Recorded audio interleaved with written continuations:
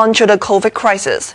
United Christian Hospital in Kwun Tong, where a super spreader triggered a cluster, has stopped taking in coronavirus cases.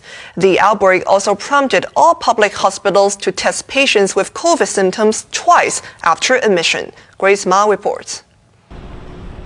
After a super spreader at the United Christian Hospital sparked the first COVID cluster among medical staff, the hospital authority has stepped up infection control measures in all public hospitals.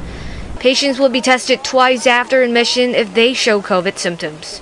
When the first test is negative, sometimes when the clinician feel that the patient is still having symptoms compatible with COVID-19 infections, they will repeat the test while the patient is staying in the surveillance ward. Medical staff must wear goggles as well as other protective gear, especially if they have to clean a patient's mouth, because that was how one nurse contracted the coronavirus. Families granted hospital visits on compassionate grounds will have to be tested for COVID. United Christian Hospital will also stop taking in coronavirus cases for now. We think there's a need to temporarily suspend or allocation of cases to United Christian Hospital to reduce the potential demand on the hospital so that they can have more manpower and more space to deal with the other patients.